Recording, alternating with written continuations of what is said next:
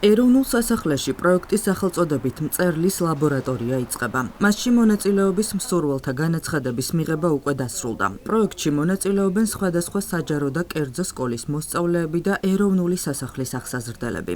პროექტის ხელმძღვანელი გახლავთ მედიათეკის მთავარი სპეციალისტი, მწერალი და ილუსტრატორი ლელა ცუცქირიძე. ბავშვებს შესაძლებლობა აქვთ უშუალოდ მწერლისგან მოისმინონ რა გზას გადის წიგნი იდეიდან გამოცემამდე. შეხვედრები ეროვნული სასახლის მედიათეკაში გაიმართება. მოსწავლეები ლიტერატურულ აქტივობებშიც მიიღებენ მონაწილეობას. ეს არის პროექტი, რომელიც შარშან დავიწყეთ მარტში და გაგრძელდა 3 თვის განმავლობაში და წელს განვაახლეთ, რადგან მწერალი ვარ და ილუსტრატორიც, ამიტომ ვეცადე რომ ჩემი გამოცდილება გამეზიარებინა ბავშვებისთვის.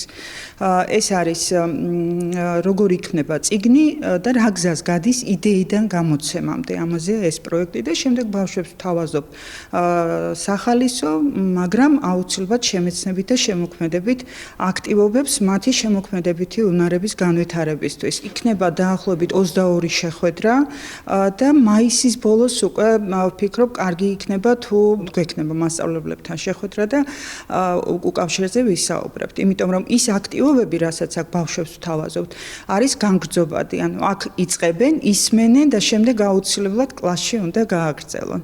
მე მგონი საინტერესო იქნება ამ მხრივ. აღსანიშნავია, რომ პროექტის ფარგლებში პირველი შეხვედრა 4 თებერვალს ეროვნული სასახლის მედიათეკაში გაიმართება.